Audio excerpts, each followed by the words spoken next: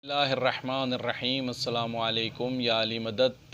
तर्जुमान शिया T V की जानिब से हाज़िर खिदमत हूँ। नाज़रीन किराम, आज का जो क्लिप है वो भी उन्वान तलाक़ पर है। जैसे पहले आपने क्लिप हमारा तलाक़ के उन्वान पर समाअत फरमाया, ये क्लिप भी उसी से मुतल्लिक़ है। बस एक वाक़या तलाक़ का अर्ज़ करना है, जिसमें जो अल्लामा हिल्ली रहमतुल्लाह अलैह से मंसूब है। अल्लामा हिल्ली फ़िक़्ह जाफ़रिया के एक बहुत आला पाए के आलिम गुज़रे हैं, जिनकी विलादत जो है वो 648 हिजरी रमज़ान के महीने में हुई और वफ़ात उनकी मुहर्रम के महीने में 726 हिजरी में हुई है। उनके दौर ज़िंदगी में एक बादशाह था, बग़दाद के तख्त पर जिसका कब्ज़ा था, जो हुकूमत करता था, सुल्तान खुदाबंदा। उस बादशाह की वफ़ात 716 हिजरी में हुई है, यानी अल्लामा हिल्ली से 10 साल पहले वो बादशाह वफ़ात पा गया था। उस बादशाह से मुतल्लिक़ एक तलाक़ का मसला है, अल्लामा हिल्ली से मुतल्लिक़, ये अर्ज़ करने के लिए क्लिप रिकॉर्ड करवाया। सुल्तान खुदाबंदा बग़दाद में रहता था, बग़दाद के तख्त पर उसका कब्ज़ा था, वहीं पर जलवा अफ़रोज़ होता था। एक रोज़ उसने गुस्से में अपनी मलिका को 3 दफ़ा तलाक़ तलाक़ तलाक़ कहकर तलाक़ दे दी। तमाम चारों मकातिब, मकतब अबू हनफ़ी, मकतब हम्बली, मकतब शाफ़ई, मकतब मालिकी के उलमा ने मुत्तफ़िक़ा तौर पे बादशाह सुल्तान खुदाबंदा से कहा कि आपकी मलिका अब आपकी बीवी नहीं रही, अब इसका हल ये है कि ये किसी और से शादी करेगी, वो इसको तलाक़ देगा तो ये आपकी मलिका बन सकती है, वरना नहीं, यानी हलाला होगा। तो इस बात को सुल्तान खुदाबंदा की गैरत ने गवारा नहीं किया। उन्होंने कहा, जी नहीं, मुझे ये गवारा नहीं है कि मेरी मलिका, मैंने गुस्से में तलाक़ दे दी, अब पछता रहा हूँ, अब ये नहीं हो सकता कि वो किसी और की ज़ौजा बने और फिर मैं उसे शादी करूँ, ये मेरी गैरत को गवारा नहीं है। तो एक वज़ीर था सुल्तान खुदाबंदा का, बहुत ज़हीन था और पैरोकार अली अलैहिस्सलाम था। उसने मशवरा दिया कि बादशाह सलामत, एक फ़िक़्ह और भी है इस्लाम में, जिसे फ़िक़्ह जाफ़रिया कहा जाता है। उनका एक आलिम है हिल्ला शहर में, उसे बुलवाएं। अगर वो आ जाए तो आपका ये मसला यकीनन वो हल कर देगा, आपकी इस मुश्किल को।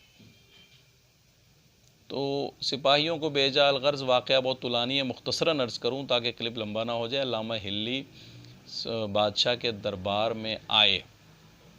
जब दरवाज़े से दाखिल हुए तो क्या देखा कि कोई भी वहाँ पे कुर्सी खाली नहीं थी। तो अल्लामा हिल्ली ने जब ये मंज़र देखा कि कोई भी बैठने की जगह खाली नहीं है, तो उन्होंने, चूँकि उनको बताया गया था कि मसला तलाक़ है बादशाह का, उस मसले को हल करने के लिए आपको बुलाया है, तो उस मसले के हल के लिए मुक़दमे के तौर पे अल्लामा हिल्ली ने अपनी दोनों जूतियाँ बगल में दबाईं और तख्त की तरफ गए और तख्त पर जाकर बैठ गए। वहाँ मौजूद चारों मसालिक के उलमा बड़े हैरान हुए, परेशान हुए कि ये क्या हरकत की है इस आलिम ने। तो बादशाह जब सुल्तान खुदाबंदा अपने तख्त पर आकर बैठा तो उलमा ने पहला एतराज़ ये किया कि बादशाह सलामत, ये किस आलिम को आपने बुलाया है अपना मसला तलाक़ पूछने के लिए? इसको तो महफ़िल में बैठने के आदाब नहीं आते, इसको तो महफ़िल के तौर तरीक़े नहीं आते, ये क्या जानता होगा फ़िक़्ह को?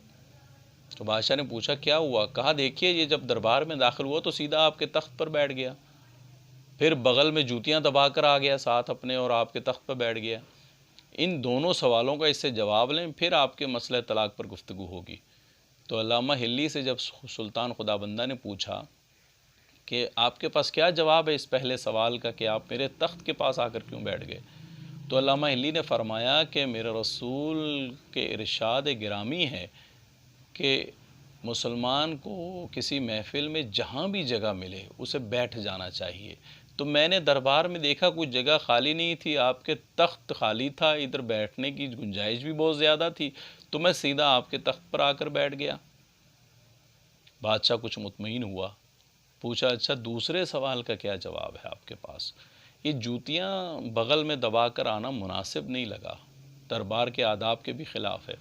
तो अल्लामा हिल्ली जवाबन अर्ज़ करते हैं, बादशाह खुदाबंदा, मैंने जूतियाँ इसलिए, अब देखें ना, वो तलाक़ के मसले का जवाब भी देना है ना, تو فرماتے ہیں میں جوتیاں اس لیے بغل میں دبا کر آپ کے تخت پر آ کر بیٹھ گیا ہوں کہ میں نے سنا ہے کہ رسول اللہ کے دور میں مسجد نبوی سے امام ابو حنیفہ جوتیاں چرا کر لے گئے تھے ایک صحابی کی۔ تو جب یہ کہا تو امام ابو حنیفہ کے ماننے والے مسلمان کھڑے ہو گئے دربار میں۔ حنفی مسلمانوں نے اعتراض کیا کہ سلطان خدا بندہ یہ عالم دماغی طور پر درست نہیں ہے، یہ جانتا ہی نہیں ہے کہ امام ابو حنیفہ تو رسول اللہ کے دور میں موجود نہیں تھے، ان کی تو ولادت ہوئی ہے رسول اللہ کی زندگی کے 150 سال بعد، تقریباً 150 سال بعد۔ تو علامہ ہلی نے معذرت خواہانہ انداز میں فرمایا ہے سلطان بندہ معذرت، وہ امام ابو حنیفہ نہیں، وہ امام احمد بن حنبل تھے۔ تو حنبلی اعتراض کرنا شروع ہو گئے کہ بادشاہ سلامت یہ تو واقعی سٹھیایا ہوا لگ رہا ہے عالم۔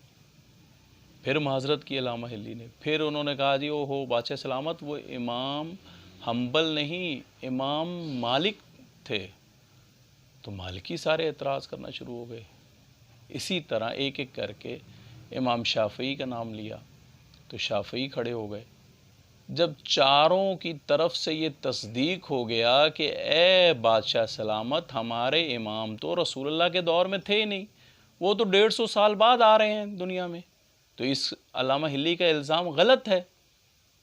تو تب علامہ ہلی نے فرمایا بادشاہ سلامت تو کن سے اپنے مسائل فقہی مسائل پوچھ رہا ہے؟ ان لوگوں سے جن میں سے کسی کا امام 150 سال بعد آیا ہے، کسی کا امام 160 سال بعد آیا رسول اللہ کے، کسی کا امام 165 سال بعد آیا ہے۔ اے بادشاہ سلامت تو اس سے پوچھ جس کا امام علی علیہ السلام رسول اللہ کے ساتھ نماز پڑھ رہا تھا مسجد نبوی میں۔ میں بتاتا ہوں تجھے کہ تیری طلاق بائن نہیں ہوئی، 3 دفعہ جو تو نے طلاق طلاق طلاق کہا ہے وہ ایک ہی طلاق شمار ہوئی ہے، تو اپنی زوجہ سے رجوع کر لے، وہ آج بھی تیری بیوی بن جائے گی رجوع کرنے پر۔ تو اس مسئلے کو سن کر اور دیکھ کر خدا بندہ بہت متاثر ہوا علامہ ہلی سے، اور اس نے خود بھی مذہب شیعہ قبول کیا، مذہب فقہ جعفریہ کو اختیار کیا، اور اپنی مملکت میں بھی مذہب فقہ جعفریہ کو لاگو کیا۔ والسلام علیکم ورحمۃ اللہ وبرکاتہ۔